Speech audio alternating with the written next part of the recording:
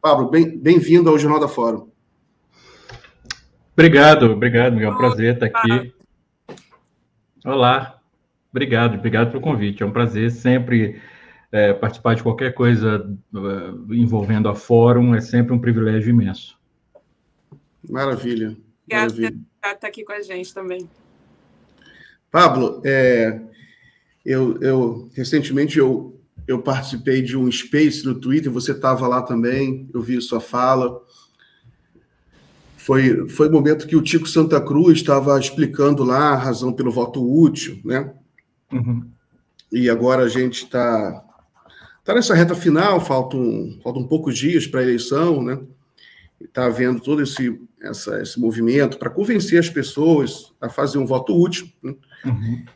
E aí você tem algumas reações que são um pouco exageradas, né? O próprio Tico está sendo muito atacado por ter se engajado nessa campanha do voto útil, né? E aí hoje, por exemplo, o Ciro Gomes participou de uma sabatina hoje que ele falou que os petistas são nazistas. Mentira, né? São nazistas. E aí, eu queria saber o que você acha aí desse movimento do Ciro de reagir com muita agressividade a essa campanha pelo voto útil, chamando todo mundo que pede de nazista. O que você acha disso? Primeiro, que é uma grande hipocrisia. Segundo, que é sintoma de um ego ferido. Ele achou que iria ser presidente, esteve muito perto de ser presidente na cabeça dele, né? Porque é aquela coisa da última eleição, que é um negócio que é uma contradição que me espanta imensamente, que é eles pregarem o voto útil na eleição passada, sendo que ele estava em terceiro lugar, e eles diziam que o Haddad devia deixar a corrida ou ir para apoiar o Ciro, sendo que o Ciro estava em terceiro, porque o Ciro acreditava que no segundo turno ele teria mais chance de vencer o Bolsonaro, que na verdade é um exercício de pura abstração, porque quando entrasse no segundo turno e a máquina de ódio do governo bolsonarista, aliás, da campanha bolsonarista entrasse contra o Ciro, ninguém sabe o que iria acontecer. Então, essa história de que, no segundo turno ele teria vencido o Bolsonaro, isso é simplesmente um exercício é uma hipótese, não tem como dizer isso. Mas ele na cabeça dele, ele achava, não, se eu for ao segundo turno, não, primeiro, o Lula está preso. O Lula está preso, eu vou ser naturalmente o candidato das esquerdas, que é de uma demonstração ególatra, né? Ele se colocar como o sucessor natural do Lula. E, obviamente, ele teve essa ilusão naquele momento. Ao mesmo tempo que ele tinha essa ilusão de ser o sucessor natural do Lula, ele não demonstrou uma coisa que o Lula demonstra com muita capacidade, que é uma capacidade de agregar. O Ciro é uma das figuras mais desagregadoras que eu já vi na política, mesmo. A capacidade de desagregar, de separar, de provocar cisânia do Ciro é uma coisa admirável, E ele se considerar como o sucessor natural do Lula para unir as esquerdas, sendo que ele separou todo mundo, ele causou briga, causou conflito, xingava possíveis aliados, afastava possíveis aliados, já é uma coisa que, enfim, já inviabilizaria naquele momento ele se tornar presidente, mas ele achou que ele se tornaria. E quando esse sonho dele foi frustrado, que foi provavelmente a vez que ele sentiu que ele esteve mais próximo de ser presidente, eu acho que ele veio com sangue nos olhos dessa vez. E é uma coisa que levou ele a perder completamente qualquer traço de racionalidade, não só de racionalidade, mas, na minha opinião, de decência mínima. Mínima. Porque o Ciro, ele é um cara inteligente. Não tão inteligente quanto ele acredita ser e quanto a sua turma boa acredita que ele é. O Ciro é um cara que tem uma retórica maravilhosa. Ter uma retórica maravilhosa não é o mesmo que ser uma pessoa brilhante, inteligente. É saber articular pensamentos de uma maneira convincente. Simplesmente isso. Ele tem uma boa retórica. Mas quanto mais eu ouço o Ciro, é impressionante isso. Quanto mais eu ouço o Ciro, e eu falo isso como alguém que admirava o Ciro. Se você for nas minhas redes sociais até há 5, 6, 7 anos, eu dizia, como eu admirava, inclusive a retórica do Ciro. Eu sempre falava da retórica do Ciro, que sempre me impressionou muito, e eu acho que é uma coisa que eu sinto falta, principalmente muitos na política contemporânea, assim, eu vejo a capacidade de articulação de ideias de boa parte dos políticos, de todos os espectros ideológicos, é uma coisa que me assusta muito. E quando eu falo de retórica, eu não estou falando de falar bonito, é de articular as ideias de uma maneira que é, ao mesmo tempo, envolvente, inteligível, convincente e elegante. Isso é pouquíssimo, e o Ciro tem isso. E eu elogiava o Ciro nesse sentido. Eu lembro de até ter dito assim, meu candidato era o Haddad e tal, mas se o Ciro se tornasse o candidato da esquerda, e se ele fosse o segundo turno, por exemplo, eu lembro de escrever isso, eu votaria feliz no Ciro. Hoje, se o Ciro, por um milagre para ele fosse para o segundo turno, por exemplo, com o Bolsonaro, é óbvio que eu votaria no Ciro Gomes. É claro, não tem a menor dúvida disso. Nada justifica não dar um voto contra o Bolsonaro.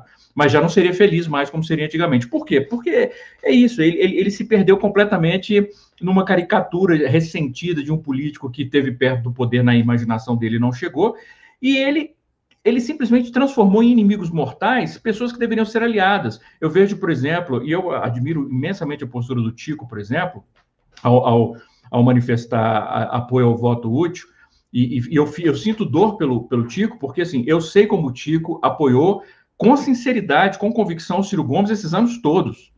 Inclusive, provocando decepção de boa parte da esquerda, porque o Tico também teve um papel importante contra o golpe.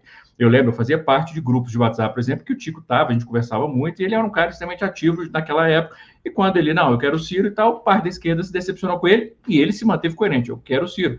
E eu imagino a dor dele de chegar no momento, racionalmente, dizer com serenidade, sem agressividade, sem rejeitar o Ciro Gomes ou o projeto que ele acredita que é o projeto do Ciro Gomes, que aí é outra questão, assim, enfim, não vou entrar nesse ponto agora, desse projeto maravilhoso do Ciro.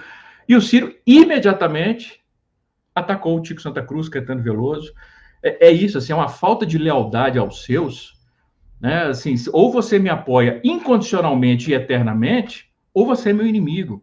E essas falas do Ciro, e no Monark, por exemplo, que é um cara que já defendeu o pedófilo, que acha que o partido nazista deveria ser legalizado, e ele chegar e falar assim, lutar pelo Brasil, eu vou lá no Monark. O que é isso? Que insanidade que é essa? Ele pregava o voto útil há 4 anos, e agora quem prega o voto útil é nazista, é fascista, porque é contra ele? É de uma incoerência, de uma irracionalidade, de uma violência, que é um negócio que eu não espero em alguém que pretende ser o grande unificador das esquerdas, o sucessor natural de um dos líderes mais agregadores que a política mundial já gerou, que é o Lula.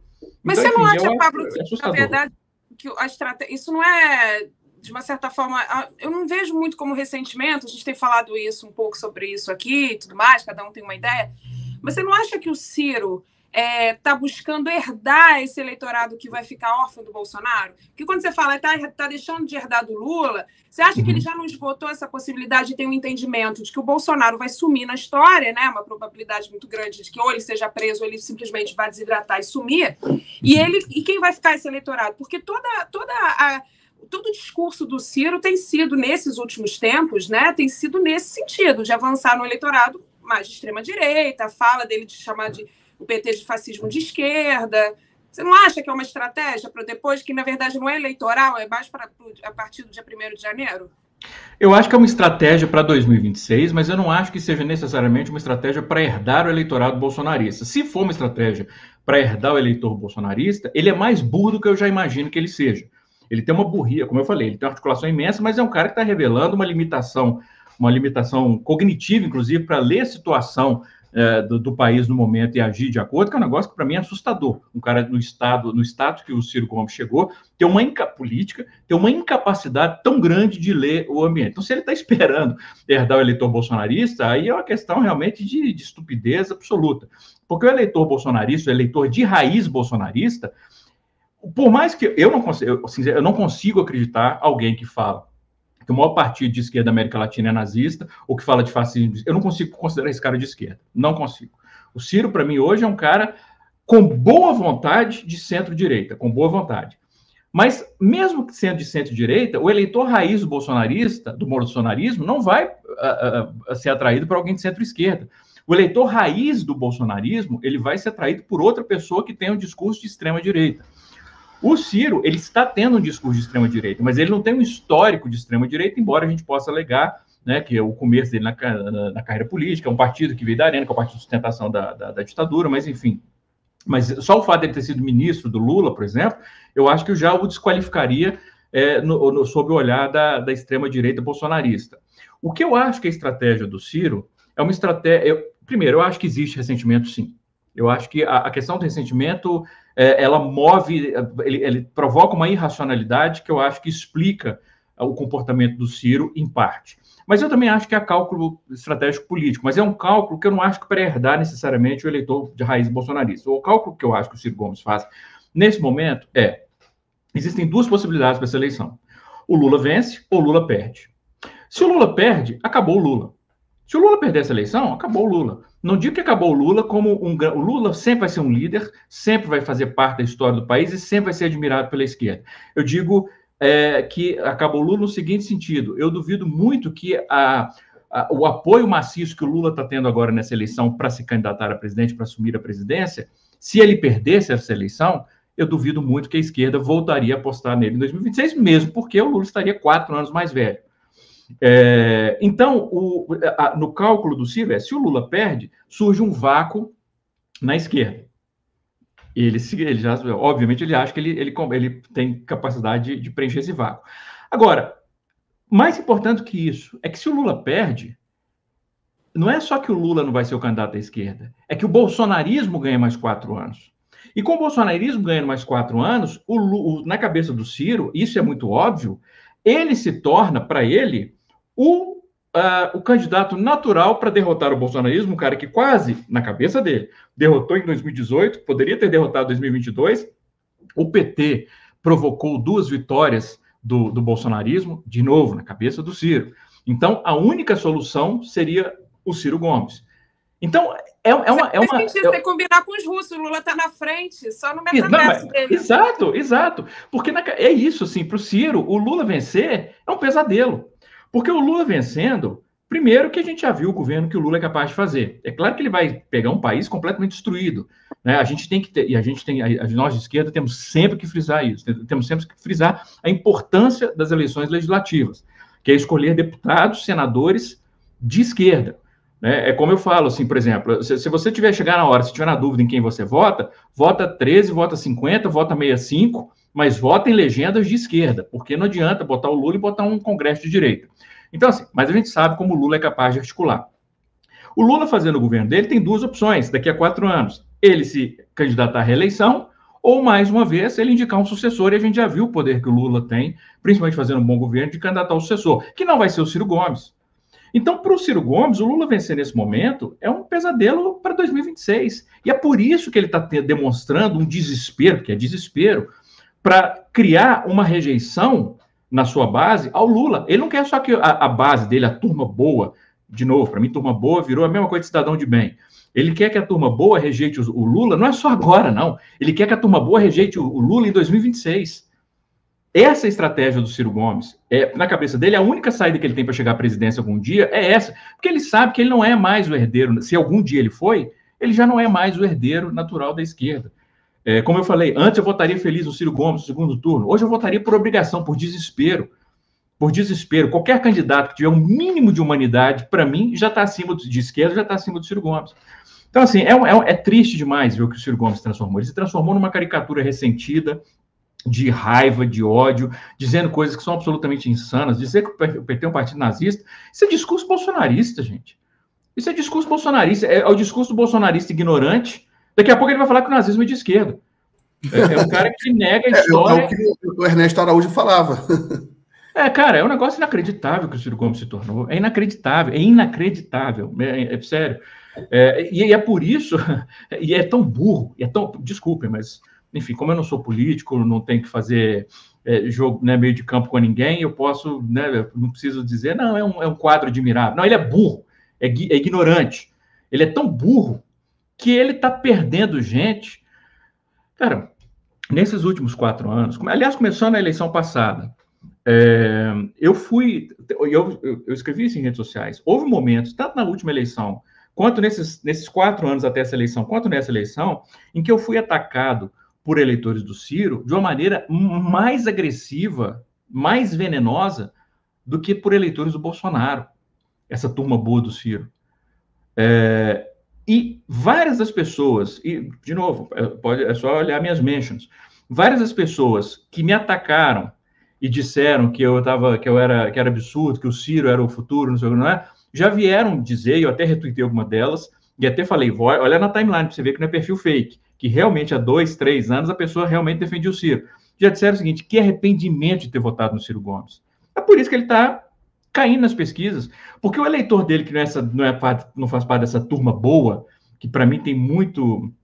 Enfim, é o cara que ou ele vai anular no segundo turno ou vai votar no Bolsonaro, é esse nível que o Ciro chegou, mas as pessoas que não estão assim, elas estão olhando para o Ciro e se a pessoa tiver um mínimo de racionalidade, entender o perigo que nós estamos nesse momento, a pessoa olha para o Ciro com horror absoluto. E elas estão se afastando, e é por isso que ele está caindo e corre o risco dele ficar em quarto lugar, ficar atrás da Simone Tebet. Né? E a gente vê proporcionalmente os votos indo para o Lula, aumentando a chance, quer dizer, nesse sentido, eu acho ótima a estratégia do Ciro. Continue, Ciro. Está aumentando a chance de terminar no primeiro turno. Eu só acho triste para ele, para quem gosta dele, que ele esteja fazendo isso às custas da sua própria história. Ele está destruindo qualquer traço de história. Os próprios irmãos dele, cara. Os irmãos dele no Ceará já deram as costas a ele, já estão apoiando candidatos. É só falar de desagregador, é só ver o que ele fez no governo, na corrida pelo governo, pelo Senado no Ceará. E deu errado para ele, né? De novo. Continua com essa estratégia, Ciro. Para a esquerda, eu acho que está ótimo. Outro ponto que eu queria abordar, deixa eu ler um superchat aqui. Desculpa, às vezes eu vou ficando nervoso, cara, porque essa eleição é importantíssima. É a eleição mais importante da redemocratização. Você vê um cara como o Ciro Gomes, com história, boa parte da história do Ciro Gomes, agindo como ele está agindo agora, é um negócio que é de realmente provocar. Eu, pelo menos, eu fico profundamente irritado. Não é só você, não. O Ciro tem um talento. O Ciro tem um talento, ninguém pode negar. Que ele consegue irritar de uma forma espetacular as pessoas. Ele consegue chamar atenção. Às vezes a gente não quer falar do Ciro, esquece o Ciro, né? Porque não é tão relevante, só que aí ele fala uma barbaridade tão grande que aí a gente é obrigado a comentar aqui. Né? Que é uma estratégia do gabinete do ódio. É uma estratégia burra, né? Porque tem um pessoal que fala, não, fale mal, mas fale de mim. Cara, isso serve para talvez sirva para... Eu lembro que tinha escritores que usavam essa tática, davam até certo, o cara falava muita bizarria e conseguia vender livro. Mas para político você tem que gostar do político, né? Se você tem muita gente que não gosta do político, aumenta a rejeição dele e tem menos voto. Né? Não, eu acho que é uma questão de humanidade. Eu não quero que ninguém fale mal de mim. Eu acho que é uma questão humana. Eu não quero provocar nas pessoas uma sensação negativa. Sabe? Mesmo que seja bom para minha carreira. O Bolsonaro inaugurou uma nova forma, essa maneira discursiva, agressiva, que é uma fala muito mais baseada na performance, porque você tinha uma política que trabalhava dentro de um campo da institucionalidade. Então, as falas elas tinham um mínimo de respeito a uma fala mais protocolar, né, mais institucional, independente do político, se fosse de esquerda ou de direita, existia esse protocolo. O Bolsonaro rompeu com tudo isso, né? E rompeu com essa ideia de que ele é outsider, de que ele não é um político tradicional, logo, ele é um cara do povo, né? Um cara popular, enfim, a gente já viu isso na história, o fascismo mostrou isso com líderes populares, o populismo fala muito sobre isso, né? Enfim, como uma ideologia. Mas eu acho que é interessante, assim, porque o Lula também quebra protocolos, mas de uma outra maneira, e aí eu queria até te perguntar o que você achou da entrevista do Lula ontem no Ratinho, porque ontem o Lula foi para uma conversa de bar, né? Aquilo ali, não era nem uma entrevista, né? E eu queria te perguntar o que você acha isso. O que você achou ali da fala do Lula? O que você achou desse retorno desse Lula aí também, com essa... que eu acho que ele estava muito mais naquele Lula que a gente estava vendo antes do que nas últimas entrevistas, ou no debate mesmo que ele participou da Band, né? Antes do Pablo falar, Pablo, só um segundo, só ler um superchat que chegou aqui, inclusive é um elogio para você, da Vermelho Pimenta. Adoro o Pablo Vilaça. Ciro Gomes sempre foi isso aí, a imprensa sudestina que sempre o incensou. Aqui no Ceará sabemos quem é a peça. Obrigado pelo superchat, Vermelha. Pablo, pode responder. Eu não vi na hora a conversa do Lula com o Ratinho, porque é isso, é Ratinho, eu não quero ver. Tem certas coisas que eu já...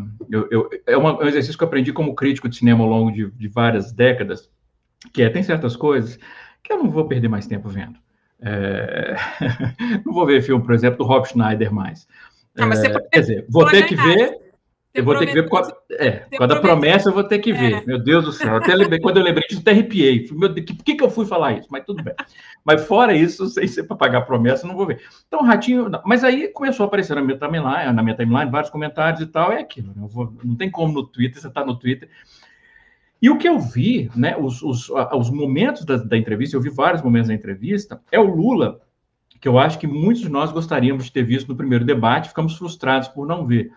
Porque o Lula, quando ele está à vontade, não tem como se debater com o Lula por vários motivos. Primeiro, que ele tem uma retórica muito boa, uma articulação muito boa. Ele sabe expressar suas ideias de uma maneira muito, muito eficaz. Com simplicidade, mas com paixão. Em segundo lugar, que o Lula, ele tem realmente aquilo que o Ciro falou naquele debate. E que eu vi, quando eu vi esses momentos da conversa com o Ratinho. Ele é um encantador. Eu sempre fico surpreso quando alguém fala assim, eu detesto esse cara, eu detesto esse cara. Eu fico, cara, sinceramente, assim, eu entendo a pessoa discordar ideologicamente do Lula, mas eu não consigo nem conceber como é que alguém pode não gostar, porque é uma figura absolutamente carismática, encantadora. Você conversa com o Lula, aliás, você nem precisa conversar, eu tive essa sorte, mas assim, você não precisa nem conversar, você ver o Lula falando, você se derrete, porque é de uma humanidade profunda. Só fazendo um parêntese na tua fala, você viu que o segurança do Lula é o carcereiro, foi o carcereiro dele durante o tempo que ele ficou preso? Que repete a história do Mandela? É mesmo? Eu não sabia disso. Exato. Eu vi isso essa semana, achei maravilhoso. Eles contrataram. Eu não sabia disso. Ele saiu da Polícia Federal, foi para o Uruguai, uma coisa assim, aí eles contrataram. Ô, Pablo, você estava com a imagem... Só assim, eu acho que... Só rapidinho. O Lula, eu acho que ele só não saiu, ele só não fugiu, porque ele não quis. Porque eu acho que deve ter chegado a um ponto ali que todo mundo estava assim, não, Lula, vamos fazer o seguinte, os próprios carcereiros, o próprio cara da Polícia Federal aqui, vamos fazer o seguinte, entra no meu carro, eu te levo para atravessar a fronteira. Todo mundo ali na superintendência vai votar no Lula. Agora, Pablo, só uma observação sobre... Você estava com a imagem tão boa, de repente ficou embaçada. Vê se você jogou umidade na câmera. Vê se passa um paninho na câmera aí. Então é isso, alguma coisa de automática, né? Melhorou? Mudou um pouquinho, melhorou um pouquinho, mas...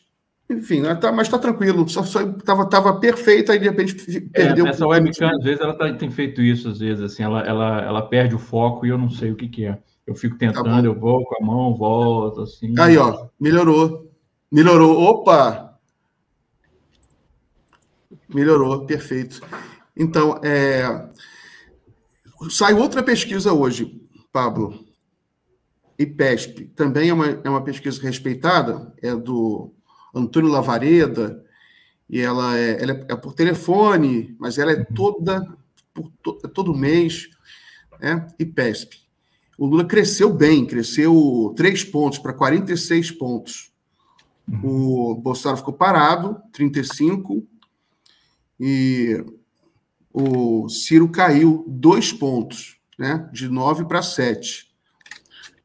Ou seja, o voto útil está vindo aí com força, né? Com força. A gente está prevendo aqui que a Simone Tebet deve até ultrapassar o Ciro. Simone Tebet, onde é que está ela, né? Ela está em outros aqui, não mostra aqui agora. Deve estar em outra parte, deixa eu ver, peraí. Eu não sou nem um pouco fã da Simone Tebet, mesmo. Eu acho que, de novo, ela demonstrou uma articulação surpreendente, mas é só ver o histórico dela, principalmente em relação ao agro, em relação ao golpe e tal, não gosto. Mas eu acho que se o Ciro ficar em 4º lugar, vai ser, assim, merecidíssimo. Acho que ele secar dessa maneira politicamente, eu acho que vai ser merecidíssimo. Mas, perdão, eu te cortei. Aí você está falando da pesquisa? Não, eu só queria trazer essa informação, né, sobre essa pesquisa, que também é considerada uma pesquisa importante. Ontem saiu o Datafolha, Lula cresceu no Datafolha, está com 50% dos válidos. E agora, hoje saiu essa pesquisa aí, IPESP, que o Lula cresce também. Então, você tem um movimento consistente, todas as pesquisas, né, mostrando que o Lula está crescendo, né? E o voto útil está acontecendo, né? E sobre o Ciro, um comentário que eu queria fazer também, ele foi no Ratinho, né? E aí ele fez um comentário realmente que chocou muito, outro comentário dele que chocou muito foi tentar associar a esquerda ao consumo de cocaína. Eu vi isso também, eu não vi, mas eu vi a fala. É um estereótipo que a extrema-direita tenta colar na classe artística, tenta colar na esquerda, né? Uso de maconha, cocaína, e é uma coisa completamente estúpida, né? O uso de cocaína e maconha, ninguém não tem ideologia, tem gente de qualquer ideologia que, enfim, é chocante porque é irracional, até o Bruno Torturra foi no Fórum 11h30, lá conversando com o Rovai, ele falou, não, isso aí é muito ruim, Rovai, porque isso aí não é nem mais a questão eleitoral, é uma questão já de deixar um legado, de alimentar uma cultura de ódio que fica para depois. É uma coisa que a gente está tentando combater. O Bolsonaro nasce desse caldo, né, cultural, de vários preconceitos, estereótipos e mentiras acumulados que vão se acumulando, né? Então, realmente, isso foi muito chocante. Isso aí, que a questão do Ciro, para mim, não é nem mais eleitoral. Não é nem questão de, vai sair com 4%, 5%, porque você, às vezes, pode sair pequeno de uma eleição, né? Pode sair com 1%, Marina, né? Mas, politicamente, você continua, você deixa um legado, você participa de uma próxima eleição, né? Por exemplo, o Haddad. O Haddad, ele participou de uma eleição, tentou a reeleição como prefeito de São Paulo, né? Perdeu, teve um desempenho ruim, até foi muito humilhado pelo Ciro, que fica falando, perdeu até de votos nulos, mas está aí, liderando pesquisa, pode ser agora governador de São Paulo, né? Às vezes você pode sair mal numa eleição, mas você volta mais forte em outra se você preservar o seu legado político, né? Exatamente. Essa é uma coisa que o Ciro não está tomando cuidado, ele está arrastando o PDT. E outra coisa que também a gente está investigando aqui, essa questão dessa infiltração conservadora no PDT, que está preocupando a gente, porque a gente ainda apareceu uma coisa muito pequena, mas aí o Ciro começa a repetir esses discursos, sabe? A gente fica assim, dá um certo friozinho na espinha para onde que vai dar isso, né? Essa coisa bobageira identitária, ficar agredindo, ficar tentando também desqualificar. Estava conversando com a Ingrid mais cedo, teve esse evento no Irã, né? Até a Ingrid me contou a história exata, uma coisa muito triste lá, que uma mulher foi morta porque usou mal o hijab. E aí as mulheres foram protestar. E aí eu comentei lá no Twitter, fiz uma provocação, tem um candidato que diz que isso é uma bobageira identitária e que seria preciso esperar mais 100 anos de desenvolvimento econômico para as mulheres protestarem. Quem veio comentar? Um cirista. Falar assim, não, isso aí é dinheiro dos Estados Unidos, né? E aí é uma coisa assim, teoria de conspiração duguinista, né? Que é coisa de tudo é imperialismo, que você emula um discurso de esquerda, você usa uma coisa de esquerda, mas na verdade para atacar pautas progressistas. Como é que você vê essa questão? Não é nova, fizeram muito isso também e fazem muito usando o meio ambiente como um disfarce para isso. A pauta do meio ambiente, que é uma pauta que eu acho que teria que ser universal, não é, porque o capitalismo não permite, porque aparentemente os bilionários acham que o planeta acabando, eles vão conseguir viajar para Marte. Mas, como é uma pauta que une, teoricamente, pessoas de espectros ideológicos diferentes, eu vejo muito o uso da pauta do meio ambiente, da conservação ecológica, ambiental, para passar por baixo um monte de pautas bastante conservadoras, neoliberais. E eu acho que, de certa maneira, a sua preocupação em relação ao PDT, eu estava lendo sobre isso também, sobre grupos, até com ligação neonazista dentro do PDT, que é uma coisa que me assusta, porque o PDT, ele tem um histórico, cara, assim, eu acho uma pena que as pessoas mais jovens não tenham acompanhado a política quando o Brizola era vivo e era ativo, porque o Brizola era uma figura, como o Lula, era uma figura com um histórico fantástico, uma retórica fantástica, uma personalidade magnética, e era um cara genial. E ver o legado do Brizola, não o legado do Brizola é inatingível, mas do ponto de vista de partido, né, do partido do Brizola, ver o que corre o risco de sair dessa eleição, quando o PDT, por exemplo, aventa a possibilidade de uma neutralidade, não existe a neutralidade. Não existe neutralidade nessa eleição. Se você está neutro, você é pró-fascismo. Simples assim. É simples assim. As questões não são simples. Não, nesse caso são. Nesse caso, elas são bastante simples. E você vê... só de aventar a possibilidade, para mim, já é um negócio assustador. Me preocupa muito isso, porque eu acho que a esquerda nós de esquerda, eu acho que é uma das grandes virtudes que nós temos, mas também é uma das nossas grandes fraquezas. Eu acho que a gente é rápido demais para abraçar pessoas que a gente não deveria. A gente vê isso direto, assim, por exemplo, uma pessoa que tem um histórico longo de ataques à esquerda, de postura fascistoide, o que seja. De repente ela faz... o Ratinho mesmo. O Ratinho foi super simpático com o Lula. Eu já vi gente de esquerda se derretendo pelo Ratinho. É um negócio, assim, que eu acho, sabe, incompreensível. Eu acho que há momentos, sim, que a gente tem que aceitar oponentes, porque são momentos como esse, são momentos históricos que nós precisamos, mas eu acho que tem que haver um movimento também desse oponente demonstrando uma genuína vontade de se ajustar a gente. Não é simplesmente a esquerda que tem que estar sempre se ajustando. Então, ao mesmo tempo que eu acho que é uma virtude nossa, da facilidade de querer abraçar, eu acho também com a fraqueza, porque a gente se permite infiltrar. O Alckmin, por exemplo, nessa eleição, eu fui muito resistente ao Alckmin como vice do Lula. Nem vou dizer que é o meu vice ideal, que eu estou feliz de ter o Alckmin na chapa, seria uma hipocrisia minha. Mas eu acho que uma coisa tem que ser dita, e que eu acho que isso é muito importante. Não foi simplesmente ali um abraço unilateral, tipo, não, venha Alckmin, entre na chapa, porque a gente quer criar uma coligação e mostrar que nós temos, que a gente quer criar uma frente ampla e você não precisa fazer nenhum esforço. O Alckmin tem feito vários movimentos, que eu acho que são movimentos que eu não sei se são naturais para ele, mas que eu acho que são movimentos que são nobres da parte dele, como vice de uma chapa encabeçada pelo Lula, de fazer. Discursos que o Alckmin tem feito, eventos dos quais o Alckmin tem participado, falas específicas do Alckmin que demonstram, assim, uma real vontade de abraçar o projeto no qual ele está inserido. Isso eu acho importante. E a esquerda nem sempre faz isso. A esquerda nem sempre coloca isso, ok, aceitamos, mas o projeto é nosso. É sempre assim, normalmente é assim, olha, só de você ter rejeitado o extremismo do lado de lá, a gente já fica feliz com a sua participação. E não pode ser assim, porque a gente cria um monte de infiltrados perigosos do nosso lado. Mas isso também é um problema de correlação de forças, né, Pablo? Porque a gente vê, por exemplo, o Mensalão, né, e aí entrou todo, não só depois do Lava Jato, e todo esse discurso anti-lulista, antipetista, baseado nessa questão da corrupção e tudo mais. Isso tem muito relação também com o fato... Você acha que teve erro ali também no sentido de não conseguir comunicar e não conseguir criar uma grande força, enfim, que se contrapusesse a isso? Ou você acha que também tem uma questão de correlação de forças, né? Como você falou lá no início, olha, não adianta ser porque você elege o Lula, mas você tem um Congresso, tem um Centrão. Né? O PT estava fazendo um cálculo aí médio mais ou menos de 200 deputados eleitos aliados ali, enfim, do campo da esquerda, da centro-esquerda, incluindo, inclusive, setores do MDB. Ainda é pouco, né?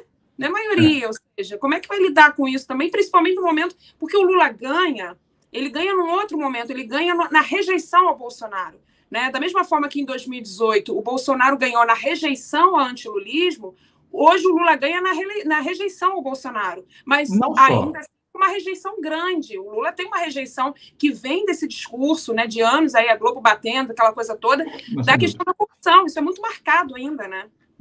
Mas aí é uma falha que eu acho que, de novo, é uma falha, confundir uma postura democrática com passividade. Porque, por exemplo, nos dois primeiros mandatos do Lula, por exemplo, o que aconteceu? Eu acho que isso, eu escrevi algumas vezes sobre isso durante o final do segundo mandato do Lula, do primeiro mandato da Dilma e durante o processo do golpe. Eu acho que uma das coisas que facilitaram o trabalho da mídia corporativa de criar uma rejeição à esquerda é o fato de que não houve uma educação por parte da esquerda de politizar a população. E quando eu digo politizar a população, eu não estou falando de fazer lavagem cerebral na população ou de dizer, olha, sua vida... Se você não nos apoiar, sua vida não... Nós vamos cortar programas de incentivo. Não é isso.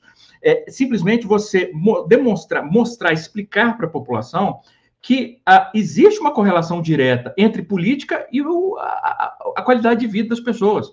Porque eu sempre falo, eu desafio qualquer pessoa, a dizer com sinceridade, demonstrar que a vida dela durante o governo Lula, os governos Lula, piorou. Você não vai encontrar ninguém dizendo, a minha vida durante o governo Lula piorou. A vida de todo mundo melhorou. Só que o que acontece é que não houve um trabalho paralelo da esquerda demonstrar que a qualidade de vida melhorou por causa de políticas associadas à ideologia de esquerda, de políticas sociais esquerdistas. Então, na cabeça da população, ou você vai ter duas coisas. É o Lula, aí é uma coisa personalista, é o Lula que melhorou minha vida, não foram as políticas de esquerda, ou a minha vida melhorou por minha causa. Eu que fiz minha vida melhorar. Eu que criei as minhas oportunidades. Não existe isso. Você está numa sociedade. Por mais que você seja talentoso, trabalhador, esforçado, você vai estar limitado pelas condições que a sociedade te permite ter.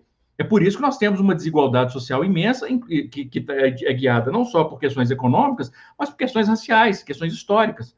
Porque não adianta. Porque existe um passado, existem 200, 300 anos de história de escravidão, de racismo, que não adianta você dizer, não, agora você tem a mesma oportunidade que a gente. Não tem. E faltou isso ao PT, faltou isso à esquerda, de demonstrar. Então, o que aconteceu é que você tem uma geração que cresceu sem ser, né, já cresceu sob o governo do PT, achando que aquilo era o natural, que aquilo era a situação do país. Então, eu espero que haja um trabalho de realmente conscientização da população para demonstrar, de politização, que é demonstrar, olha, as políticas sociais, elas vão impactar a vida, não é só de quem está lá na ponta, de quem está passando fome, que vai deixar de passar fome. Isso vai melhorar a vida de todo mundo a partir dali, é uma cadeia. E por quê? Por causa dessas políticas. Eu acho isso importantíssimo, essa politização. O que não pode acontecer, e eu acho que dessa vez não vai acontecer, eu acho que aconteceu um pouco disso no governo da Dilma. E eu quero dizer bem claro, assim, eu tenho uma admiração pela Dilma, que é colossal. Essa mulher é uma mulher fabulosa. Nós não merecemos a Dilma. A Dilma é uma figura fantástica.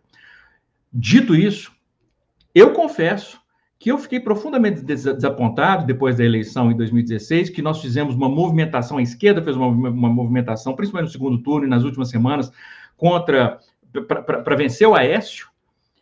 E aí, quando ela anuncia a equipe econômica, anuncia o ministério, várias figuras assim que você fala, não é possível.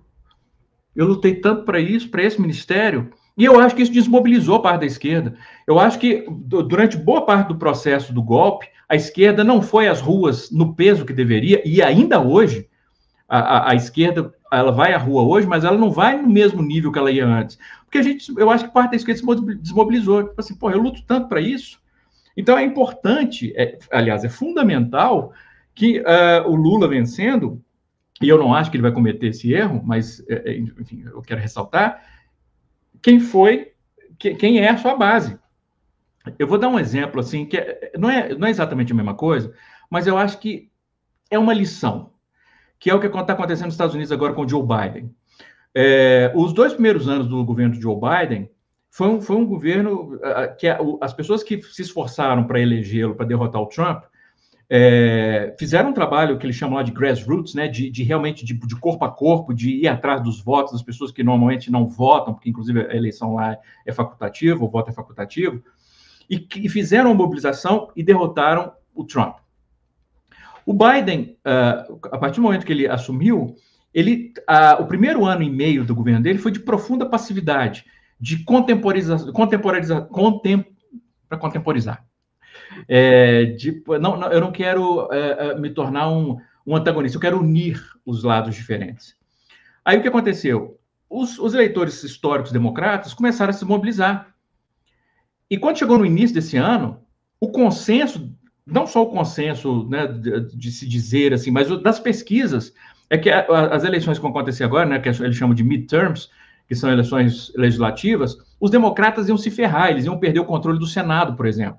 Por quê? Porque desmobilizou a base, porque você se esforça para eleger o cara e o cara não corresponde. Aí, de repente, agora o Biden, de uns 3 meses para cá, colocaram alguma coisa na bebida dele, alguma coisa, e ele mudou completamente a postura dele. Ele se tornou extremamente combativo, começou a implementar ideias, por exemplo, de perdão da dívida estudantil, que são pautas históricas e que nenhum político normalmente até promete que vai fazer, mas depois não tem coragem muito, porque vai mexer com...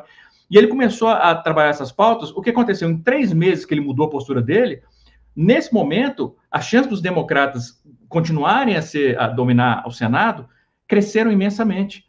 Por quê? Porque a base se viu mobilizada, assim, vale a pena. Então, é importantíssimo que a gente vencendo essas eleições de preferência no primeiro turno, porque aí o mandato fica ainda mais forte, que o Lula e todo o campo da esquerda se lembre disso. Quem que é a nossa base? Porque eu acho, assim, existe uma rejeição ao Bolsonaro que contribui para a eleição do Lula? No primeiro turno, sim. Se ele vencer no primeiro turno, obviamente o fator de rejeição ao Bolsonaro é um fator grande. Mas, independente disso, o Lula ele já teria uma força imensa. Por quê? Porque o povo não esquece. O povo não esquece. Você pode ter 20 anos da mídia corporativa atacando o PT e o Lula pessoalmente, 24 horas por dia, 7 dias por semana, 365 dias por ano. O povo sabe, a minha vida melhorou. Pela primeira vez, alguém da minha família foi para a faculdade. Pela primeira vez, eu viajei de avião. Nós não passamos... A gente que passava fome, a gente toma café da manhã, almoça e janta. Que para a gente pode parecer um exercício de abstração, uma coisa que sempre me comove muito, porque eu acho que... E eu me incluo nisso. Nós, de classe média, quando a gente fala do combate à fome, eu acho que tem muito de abstração nisso, assim, o Brasil saiu do mapa da fome, isso é uma coisa boa. Mas eu acho que às vezes falta a gente entender o que é passar fome de verdade. O que é isso? Você vê o seu filho não ter o que comer, cara. E você não ter condição de dar comida, e de repente você consegue dar café da manhã, almoço e janta, meu Deus do céu. Cara, não tem como você esquecer isso. Então, eu acho que a boa parte da força do Lula não é a rejeição ao Bolsonaro, é memória. É memória de um momento em que o Brasil viu o país que ele podia ser. E que quase foi. Só não chegou a ser porque destruíram esse projeto. E que vai ser muito difícil reconstruir, não é simples. É por isso, de novo, que é importante a gente focar também nas eleições legislativas. É um momento que eu me atrevo, pela primeira vez em alguns anos, pela primeira vez desde 2013, eu me atrevo a ser otimista. É uma sensação que se tornou rara, mas é gostosa. Espero poder continuar. Muito bem, Pablo. Ingrid, deixa eu só ler um superchat, por favor. Tem aqui o do José Juan Florencio. Que alegria ver o mestre Pablo Vilaça na fórum. Obrigado pelo superchat, José. Aqui do Ronaldo Brito. Existirá um expurgo no PDT? Aí é com loop, né? Sei lá. Luca Fé Caneta, um super chique. Joel Cuxeira, obrigado pelo super chique. Ingrid, desculpa, você ia falar alguma coisa? Não, é porque ainda nessa questão da comunicação, que eu acho que o Pablo vai muito bem nisso, tem muito para nos apresentar sobre isso, porque o Bolsonaro, apesar de tudo que fez, eu acho que o Bolsonaro ele chuta tanto o pau da barraca que hoje a coisa ficou mais difícil. Mas talvez se ele não tivesse chutado tanto esse pau da barraca, tivesse feito o mínimo necessário, ele estaria numa situação muito melhor. Né? O que leva a crer que a gente está muito numa disputa do campo discursivo ainda, né? Do campo da performance. Bolsonaro é aquele tipo que faz e diz, eu não minto, eu não sou corrupto. Por exemplo, a questão da corrupção não pega no Bolsonaro. Né? Mesmo com todos os últimos escândalos de corrupção, que fosse claro, a gente está falando aqui que a grande mídia também não está repercutindo isso, eles faziam isso cotidianamente com Lula, enfim, né? Tem uma série de fatores. Mas ainda nesse campo do discursivo, a gente tem um longo caminho pela frente, né, Pablo? Porque é como você falou, assim, a gente tem um campo da política, do fazer política ali, que vai ser complicado. Orçamento secreto, por exemplo. Já há rumores de que há conversas para que o STF toque isso e não o Congresso, né? Algo que é da jurisprudência, inclusive do Congresso, mas o STF vai entrar nessa questão, porque, obviamente, essa coisa do orçamento secreto mexe com muitos deputados e muitos vão se voltar contra acabar com o orçamento secreto. Isso pode minar um pouco da relação, inclusive, com o novo governo, né? Então, tem todas essas questões da própria maneira de se fazer política ali, que isso vai ter que ser avaliado mais para frente. Mas em relação a essa questão do discursivo, como acabar, por exemplo, com o bolsonarismo, que ainda vai permanecer forte. O Bolsonaro não se elege, mas o bolsonarismo permanece, né? Esse discurso tão forte, marcado, que eles conseguiram marcar contra a questão identitária, né, de corrupção, de colocar o PT nesse campo de partido mais corrupto. Eles vão fazer oposição, né? Eles se organizaram enquanto um movimento. Já existiam no Brasil, mas se organizaram, né? Todo esse sintoma de um Brasil, enfim, preconceituoso na sua raiz, tudo isso veio à tona com o bolsonarismo, isso não vai acabar da noite para o dia. Qual que é o desafio que você acredita que vai ser daqui para frente nesse sentido? Como você disse muito bem, o bolsonarismo não acaba no dia 1º de janeiro. Infelizmente, porque é o esgoto do esgoto do esgoto. É o pior tipo de gente. Eu não tenho a menor hesitação em dizer isso. É o pior tipo de gente, as pessoas que fazem parte, que abraçam o bolsonarismo. Fazendo parênteses, eu não estou falando que é todo mundo que votou no Bolsonaro. Muita gente votou no Bolsonaro por desinformação, por uma rejeição à esquerda que foi construída depois de décadas e décadas e décadas de propaganda da mídia corporativa. Não é dessas pessoas que eu estou falando. O que eu estou falando são das pessoas que hoje, praticamente final de setembro de 2022, depois que esse cara provocou a morte de 700 mil pessoas, depois de todos os escândalos escancarados de corrupção na família, de enriquecimento ilícito, de rachadinha, de comprar imóvel com dinheiro vivo, dos escândalos dos ministérios, de envolvimento inquestionável com milícia. Depois de todos esses anos, com todas essas informações, a pessoa, sabendo que o bolsonarismo representa ódio, preconceito, misoginia, racismo, xenofobia, homofobia, a pessoa ainda se vota no Bolsonaro, eu julgo o caráter dessa pessoa. Não tem isso para mim, não, a gente tem que separar. Não tem que separar. Uma pessoa que vota no Bolsonaro ainda hoje, isso me diz o que eu preciso saber sobre o caráter dela. Eu, por exemplo, no meu círculo de amigos, de convívio, não existe mais nenhum bolsonarista. Não existe. Muitos, primeiro que não tinha tantos, mas assim, os poucos que tinham foram abandonando o bolsonarismo não, o voto Bolsonaro rápido. E os que se mantiveram, eu cortei da minha vida sem hesitação e sem remorso e sem sentir falta. Eu falo, e não vou nem citar o nome do cara, mas tem um professor aí, que eu já falei algumas vezes, por exemplo, que eu acho que o bolsonarista, ele tem que ser tratado como pária, ele tem que entender que a sua escolha ideológica é uma escolha que ela tem consequências. Você não é apto para viver em sociedade. Se a sua ideologia é uma ideologia que prega o ódio, a morte, a violência política, a destruição do seu oponente, você não é apto para viver em sociedade e não deve viver em sociedade. Você pode ser, mas eu não quero conviver com você. Não quero conviver com você. Fulano vai à festa de aniversário, não sei o que, Bolsonaro. Eu não vou. O meu parente, não sei o que, vai estar na festa. Se ele estiver, eu não vou. É isso. É cortar da vida. É demonstrar. Você é um pária. Você não... E outra coisa, embaraço público. Igual já fizeram algumas vezes e fazem muito nos Estados Unidos, inclusive, com os trumpistas, né, os MAGA heads. Tá num restaurante, vão vaiar a pessoa, vai sair do restaurante. Não, o que é isso? Você quer o quê? Você prega xenofobia, homofobia, misoginia, racismo, ódio, morte ao oponente, agora você vem jantar num restaurante em sociedade? Não, meu amigo, vai ficar em casa sozinho. Você não está apto para viver em sociedade. Não, até sair do restaurante. Não, isso não é tolerante. Não tem que ser tolerante mesmo, não. Não tem que ser tolerante. A ideologia bolsonarista não merece tolerância, porque é o velho paradoxo. Formos tolerantes com eles, eles vão nos destruir. No caso do Bolsonaro, ele não pode nem entrar no restaurante, né? Porque ele não é vacinado, ficou lá, teve que jantar do lado de fora, comer cachorro-quente lá de fora. Né? Olha aqui, ó. Olha isso aqui, ó. Saiu hoje no UOL.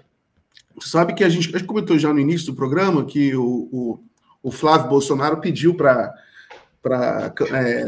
censurar reportagens do UOL sobre a compra de casas em dinheiro vivo, né?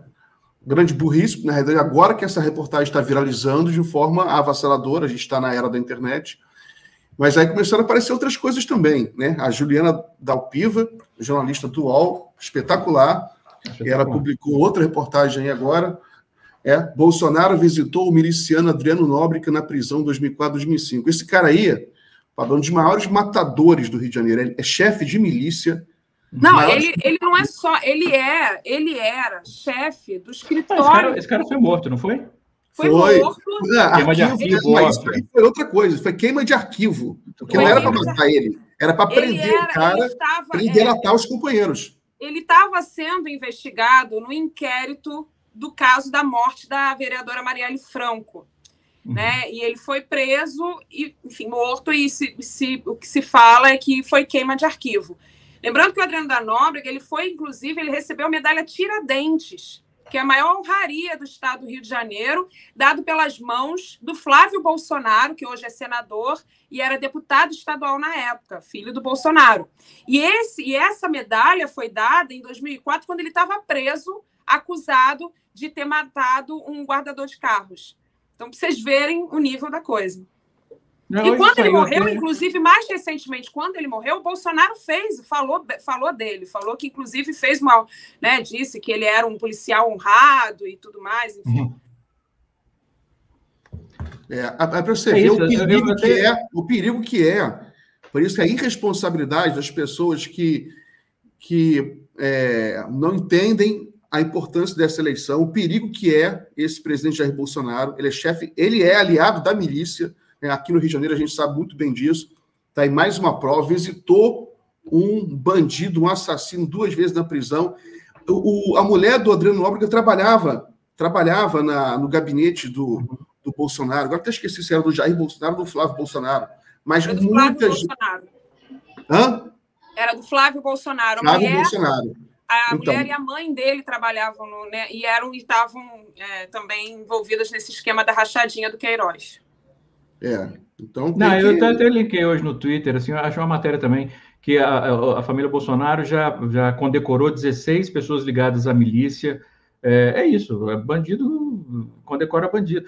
Não adianta. Historicamente, assim, é por isso, assim, eu raramente escrevo mais a palavra Bolsonaro, raramente.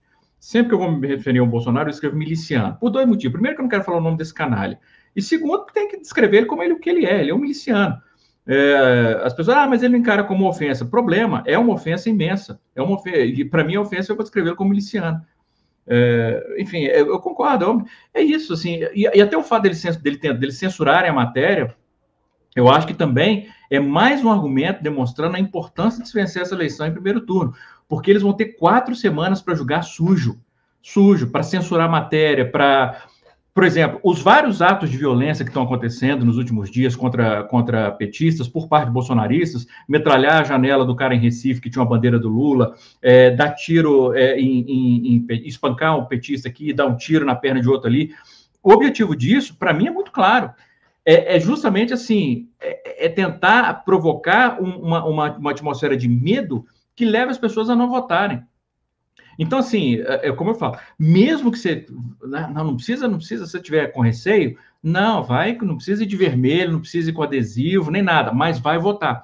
Porque só o fato dessas pessoas perderem a eleição, e principalmente perderem no primeiro turno, não ter oportunidade de fazer mais 4 semanas desse tipo de sujeira, de violência política, de um ponto de vista simbólico, é muito importante. Porque de um ponto de vista simbólico, representa o seguinte, olha, o Brasil, como coletividade, nós estamos fazendo algo que primeiro, que não aconteceu até hoje, que foi um presidente perder a reeleição, e perder em primeiro turno.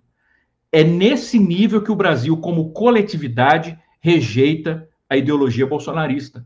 De um ponto de vista simbólico, é uma postura do país, é uma postura civilizada, de civilidade do país. É mais importante ainda essa censura, demonstra porque é importante vencer no primeiro turno.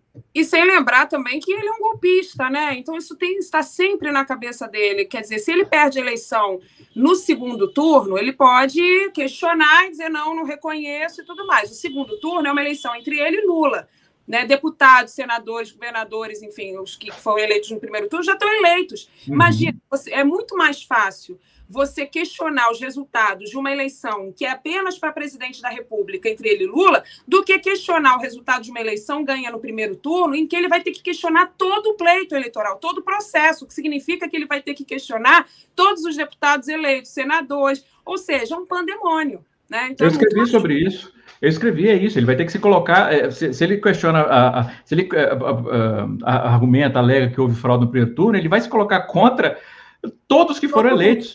E tem outra coisa que eu acho que é importante também, é um outro fator que eu acho importante. O fato dele perder no primeiro turno enfraquece os palanques dos candidatos a governo bolsonaristas que forem para o segundo turno. E eu acho que isso também é importante, enfraquecer esses candidatos bolsonaristas que foram para o segundo turno nas eleições para governador. O que não faltam são argumentos que demonstram como é essencial o Lula vencer no primeiro turno. E se tudo isso não for o suficiente, tem Copa do Mundo, né, gente? Todo mundo quer assistir Copa do Mundo e comemorar depois de tanto tempo. Eu até vi alguém falando... Eu até vi alguém falando, não sei quem que foi, mas falou assim, porque é até bom vencer no primeiro turno, porque aí você vai ter 2 meses e meio para fazer as pazes com os parentes antes do Natal.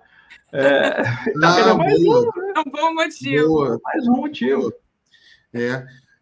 Pablo, eu convidei você para vir aqui, mas eu sou meio cara de pau, não dei a hora, nem falei quanto tempo. O programa dura até às 7h30, tá? Sempre. Aí pode ficar até o final. Eu quero colocar um gráfico aqui. Olha só, uma coisa que eu queria conversar com vocês. Existe uma preocupação natural, inclusive até o Lula, no final da entrevista do Ratinho, ele fala isso, pessoal, vão às urnas, vão votar. A gente tem que reduzir o percentual de abstenção. Eu, particularmente, estou confiante que essa eleição vai ter pouca abstenção, vai ser menor que a média, porque a rejeição ao Bolsonaro é muito grande entre os mais pobres, e então o pobre vai votar, os eleitores vão votar não apenas pelo Lula, né, mas também para tirar o Bolsonaro. São duas motivações acumuladas.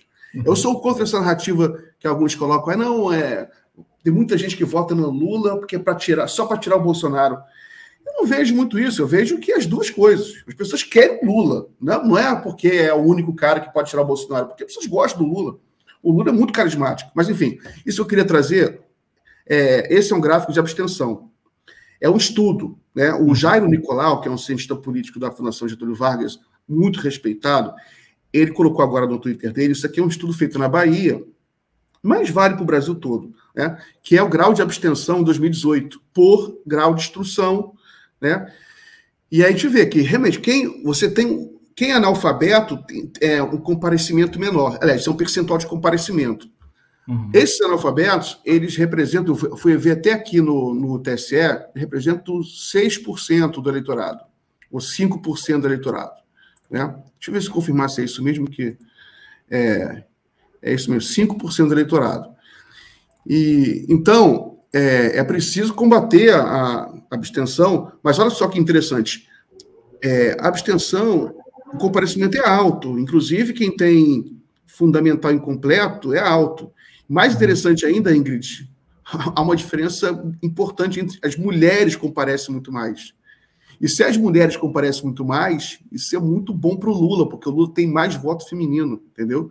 Então, o receio que alguns tinham de que a abstenção pudesse quebrar um pouco o voto no Lula, esse dado me deixou otimista, porque a abstenção, fundamental incompleto, a abstenção, o comparecimento de mulheres é alto, 82%. Né? Então, isso aí e de forma geral, o comparecimento de mulheres é mais alto, que é interessante, né? Sim. Mas as mulheres, em geral, porque isso já tem pesquisas que mostram isso. Primeiro que as mulheres, aqui no Brasil, uma realidade que a gente já vem falando, né? Que as mulheres são chefes de família, são as responsáveis pelo orçamento da casa, então tem uma responsabilidade, tem uma preocupação maior, inclusive, né, com os destinos do país, enfim, com o processo eleitoral, elas estão mais envolvidas nesse sentido, até quando a gente vê os gráficos, quando a gente vê as pesquisas mostrando que ele está ganhando, cada vez mais o Lula vai abrindo uma diferença maior com as mulheres, é por conta disso também, né? As mulheres que vão aos supermercados, né, que fazem aquela continha para ver se vai conseguir se vai conseguir pagar o leite da criança, ou seja, tudo isso. E as mulheres têm mais responsabilidade nas urnas também, né? Isso se reflete também no processo eleitoral. Deixa eu só dar um dado certo aqui. Eu falei sobre o percentual de analfabetos no eleitorado, é 4%, né? 4%. Então é melhor, porque como o grau de comparecimento dos analfabetos é mais baixo, isso poderia prejudicar realmente o ex-presidente Lula. Só que é um percentual baixo, apenas 4% do eleitorado. Então, eu estou menos preocupado com a abstenção. Tem abstenção, mas não é uma coisa que vai quebrar muito o voto do Lula. Então, eu só queria trazer esse dado aqui para vocês. Né? Eu espero que não. Eu acho que essa coisa da violência crescente nos últimos dias, eu acho que ela tem um propósito de tentar aumentar a abstenção. Eu não acho que vai ter efeito, mas eu acho que um dos propósitos é esse. Mas isso aí também, a gente já conversou aqui até sobre isso, Pablo. É difícil, a democracia tem os seus próprios antídotos. porque, por exemplo, até alguém mencionou aqui, não, tem eleição que você tem sabotagem de transporte público, né, para você não ter ônibus de alguns lugares, mas como é que você vai filtrar, entendeu? Você tem, a direita também quer voto, entendeu? Você tem um candidato de direita que tem voto na periferia, ele vai concordar com isso, só se ele fizer um filtro, quem vota em Lula, fica. Quem vota em Bolsonaro entra no ônibus. Os deputados da direita, exato, os candidatos da direita. Não tem como organizar um negócio desse, entendeu? Então, é muito difícil, sobretudo uma eleição majoritária. Você tem, assim, área de milícia, você tem, às vezes, um cara que quer se eleger vereador, né? Aí ele consegue fazer alguma coisa em Rio das Pedras. Tem isso no Rio de Janeiro. Mas para eleição majoritária, mesmo assim é difícil, mas a eleição majoritária para presidente, isso aí se dilui muito, né? Não, isso pode afetar a pesquisa, né? A gente vinha falando sobre essa coisa do voto silencioso, como um voto que era o antigo voto envergonhado, que se tornou voto silencioso, porque é uma galera que não fala o seu voto por medo. Muitas pessoas, a gente teve a Renê falando muito bem aqui sobre as igrejas evangélicas, as pessoas ficam com medo, né? Elas estão ali naquele meio. O pastor diz para votar no Bolsonaro, você não vai dizer que você vai votar no Lula, né? Que você perde, você tem muito a perder. Então, muitas pessoas não estão declarando voto na Baixada Fluminense, né? Enfim, lugares onde tem áreas de milícia, essas áreas mais complicadas, as pessoas podem não falar e não estão se posicionando. Então, talvez esse voto no Lula seja até maior, né? Há uma esperança de que há até uma votação maior no Lula que está escondida nesse voto silencioso, né? A Renê falou que sobre a opressão dentro do ambiente evangélico bolsonarista, que é muito grande, né? Então, você pode ter eleitor do Lula evangélico que prefere, que não se abstém de falar numa pesquisa. Isso pode afetar uma pesquisa, né? Se existe isso, mas as declarações dos maiores cientistas políticos agora, foi Felipe Nunes e de outros, é que se há um voto silencioso no Brasil, tende a ser mais do Lula. Que o eleitor do Lula é que está sendo agredido e a opressão está caindo mais para esse lado. Deixa eu colocar mais um dado da pesquisa IPESP, que foi divulgada hoje, que também é bem interessante, que isso é uma simulação de segundo turno, né? Mostra o Lula crescendo um ponto, o Bolsonaro caindo um ponto. Então, a diferença subiu no cenário de segundo turno. Então, mesmo que, se houver segundo turno, é sempre bom enfatizar também, pode haver segundo turno, o Lula, ele ganha facilmente do Bolsonaro, vai ser difícil, vai ser um embate muito, muito difícil, mas ele ganha no segundo turno também, e está aumentando a vantagem. Agora, essa tendência aqui, Pablo, do Lula crescer para 54%, isso aqui mostra a tendência já que o voto útil, o Lula tende a ter esses 54% já no primeiro turno. Porque o eleitor que declara voto no Lula no segundo turno é o mesmo que tende a migrar já no primeiro turno, né?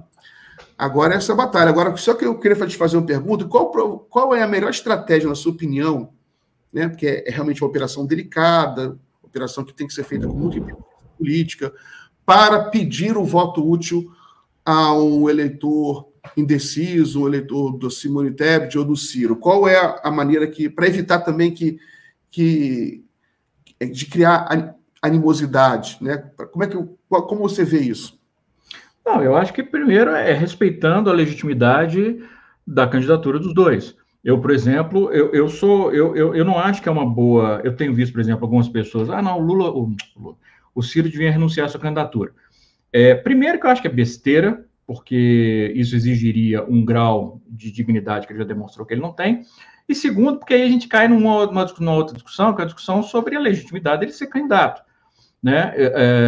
E eu acho que, de um ponto de vista partidário, com todos os problemas que o PDT tem demonstrado, eu acho que o PDT, obviamente, se você renuncia a uma candidatura presidencial, você sabe que vai ter um impacto nas eleições legislativas. Então, assim, eu entendo e eu acho que eu não acho que a estratégia é falar que ele deveria renunciar, mas a candidatura. Então, é reconhecer a legitimidade da candidatura, não antagonizar, obviamente, e eu acho que na maior parte do tempo, antagonizar realmente seria errado, porque, como eu falei, eu acho que existe essa turma boa, que agora eu associo muito a turma boa do Ciro Gomes ao cidadão de bem. Mas nem todo eleitor do Ciro Gomes faz parte dessa turma boa. São eleitores que eles têm uma admiração pelo Ciro Gomes, que é a mesma admiração que eu tinha, como eu falei, há 6, 7, 8 anos, que apreciam o projeto que eles acreditam ser, né, o propósito do projeto do Ciro Gomes e o que ele representa, mas que elas têm uma visão macro que é importante. Assim, não adianta a minha preferência pessoal, ou que eu gostaria que acontecesse, que eu vou ficar aquecidinho e feliz se acontecer, que não vai acontecer. E o que eu tenho que pensar agora é no país. Então, são pessoas que elas têm uma preferência pelo Ciro Gomes, mas elas têm uma visão de coletividade que é importante. É simplesmente demonstrar, olha, primeiro, eu até escrevi recentemente sobre esses motivos que tornam a vitória no primeiro turno tão essenciais. Em primeiro lugar, é isso. O segundo turno é uma outra eleição. Tudo bem, a gente vê as pesquisas preliminares, o Lula ganha também com tranquilidade no segundo turno. Ok, mas ainda assim é uma outra eleição. São 4 semanas para o bolsonarismo praticar atos de violência, julgar o país no caos, fazer uma chantagem em termos de segurança com o país contínua, praticar esse tipo de ato que eles fizeram hoje, de tentar censurar matérias que são negativas a eles. Então, assim, eu acho que é um risco muito grande. É um risco muito grande. Eu acho que se houver 10% de risco do Bolsonaro vencer no segundo turno, já é um risco inaceitável. Nós não podemos aceitar. Não tem como. Em segundo lugar, é uma outra razão que eu disse, é isso. Eu acho que é importante para enfraquecer os palanques bolsonaristas dos candidatos a governador que foram para o segundo turno. E aí, ele perdendo no primeiro turno, esses palanques se tornam enfraquecidos no segundo. Um outro motivo que eu acho importantíssimo, que é a questão que eu falei sobre simbolismo.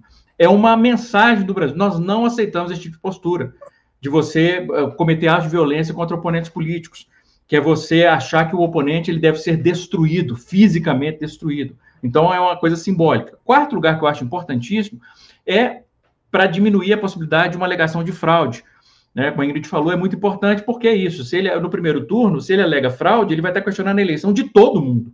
É muito mais difícil para ele do que se ele for questionar no segundo turno. Outro motivo importante, quinto, né, ou sexto, eu já perdi a conta, mas é o fato de que se vai para o segundo turno, e eu acho que boa parte da mídia corporativa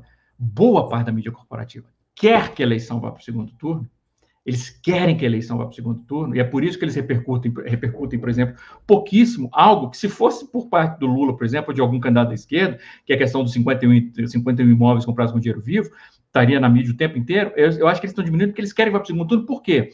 Porque na cabeça deles é o seguinte, se vai para o segundo turno, o Lula vai ter que fazer concessões.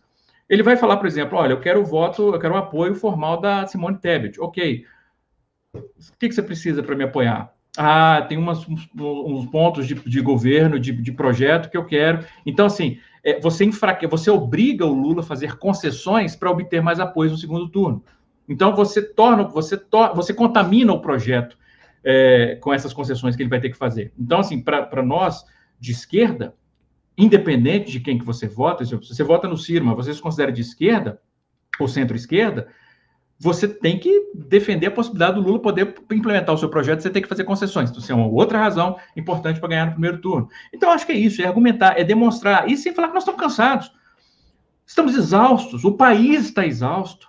Não tem condição da gente viver mais 4 semanas disso, dessa tensão constante do Bolsonaro alegando o tempo inteiro ou sugerindo que vai dar golpe, ou que tem fraude, ou seus correligionários praticando violência, ou ele dizendo barbaridades.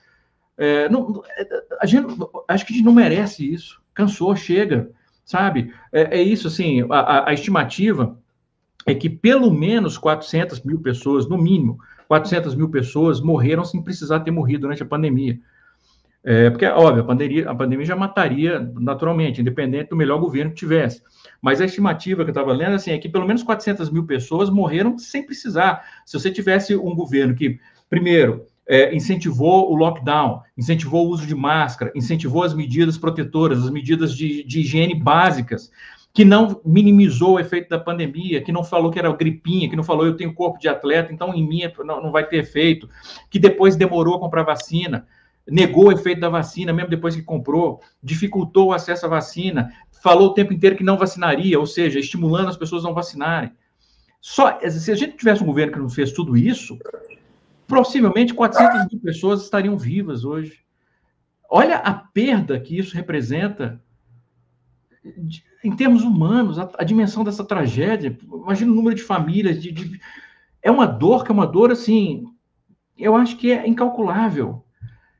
Uma pessoa que provocou isso, uma pessoa que promoveu isso, ela tem que ser punida. E é isso, eu espero também. Eu vi algumas pessoas, claro, fala interesse próprio, que é outro canalha, o Michel Temer. Não, porque uma anistia. Anistia o cacete. Anistia o cacete. Esses caras têm que pagar o que eles estão sendo feitos. Se o Lula, por acaso... Olha, eu não consigo nem pensar na possibilidade de não votar no Lula desde sempre. Eu sou apaixonado. Eu acho o Lula o maior político, o maior presidente que esse país já teve. Eu tenho um afeto pessoal pelo Lula. É um negócio até meio esquisito, assim. Eu tenho um afeto pessoal. Esquisito em termos, tá? É super saudável, ok? Não é uma ameaça a Janja nem a ninguém. Mas eu tenho um afeto profundo ao Lula. Mas se o Lula, é óbvio que não falaria isso, falar assim, não. Se eleito for... eu anistiarei, eu perdoarei os crimes da família. Eu não votava nem mais. É o único motivo que eu penso que seria possível não votar no Lula, seria esse. Se ele falasse, não, eu vou perdoar todos os crimes da família Bolsonaro. Porque esses caras têm que pagar o que eles fizeram. Eles têm que ser punidos, porque isso tem que ser uma lição. Porque se eles não forem punidos, nós estamos dizendo o seguinte, é aceitável isso. É aceitável fazer o que você fez. É aceitável essa falta de civilidade, essa falta de humanidade, essa canalice sistêmica. É algo que em nome da política, a gente lava as mãos e deixa passar. Né? Então tem que ser punido. E quanto mais tempo esses caras ficarem no poder, porque é isso, a partir do momento que eles perderem a eleição, tem uma expressão em inglês, eu tenho certeza que tem um equivalente em português, mas é porque eu vi tanta essa expressão durante a cobertura das eleições americanas que eu fiquei com essa expressão na cabeça, que é quando o governo vira um sitting duck. É isso, o cara ele perdeu a eleição, ele ainda tem 3 meses de mandato, mas ele não manda mais nada, porque é isso, o Congresso já não quer, o Congresso agora quer se aproximar do Lula, né? Não quer mais ficar puxando o saco do Bolsonaro, que sabe que daqui a 3 meses ele vai sair. Então imagina, a gente tira 1 mês de chantagem desse cara, até junto ao Congresso, porque é isso, ele perdeu, não tenho dúvida, boa parte do Congresso imediatamente vai se afastar dele. Nós precisamos disso. Então, eu acho que esses são os argumentos. Eu acho que é a questão de demonstrar por que faria tão mal ao país se essa eleição durasse mais 4 semanas e o quão bem vai fazer para o país e para o projeto da esquerda se ela já terminar no primeiro turno. Eu falo demais, né? Eu sei que eu falo demais, me perdoe. Não, tá bom. Eu quero concordar contigo nessa questão da anistia. Acho que essa é uma conversa muito importante. A gente tem na cultura brasileira uma tendência a não elaborar os nossos processos. Aí falando aqui do olhar psicanalítico, tudo aquilo que a gente não elabora, né? A gente recalca, vira sintoma. E tudo que a gente está vivendo, o bolsonarismo, é um sintoma de um Brasil que não elabora os seus processos históricos, né? A gente não elaborou tudo que a gente viveu de escravidão, de toda a desigualdade, tudo que criou esse Brasil que a gente tem hoje, nada foi elaborado. A comissão não havia punição. A Comissão da Verdade, que ela veio depois de muito tempo. Vários outros países da América Latina, países que tiveram ditaduras militares, eles não demoraram esse tempo todo. Né? A gente, por exemplo, o Chile, com todos os problemas que tem, mas no Chile isso é uma questão para o país. Você não pode falar em ditadura militar, ninguém faz gracinha com ditadura militar. Né? E nós só fizemos a Comissão da Verdade no governo Dilma. Quanto tempo depois? Isso não pode acontecer de novo, porque prender o Bolsonaro e fazer tudo o que tem que ser feito para que a justiça seja feita não é só em torno do Bolsonaro, mas é em torno de todo esse sintoma que foi construído junto com o Bolsonaro, que vai ficar se a gente não elaborar. Né? E fazer esse trabalho, inclusive, de acabar com os 100 anos de sigilo, que é uma coisa que o Lula já prometeu fazer assim que entrar. Tudo isso é fundamental para a gente elaborar esse processo que a gente passou para não repetir. Isso é fundamental. Falou muito melhor do que eu. É isso, exatamente isso. Muito bom, Ingrid. Deixa eu só ler um superchat aqui, do Wilson Rezadori. Fora a faixa de 1 a 2 salários, que o Lula cresceu bem, verificou-se que era do Lula ou subida do Bozo nas demais faixas. Acho isso preocupante. Vocês podem avaliar essa questão? Eu vou responder rapidamente. O Wilson, eu conferi aqui no Datafolha.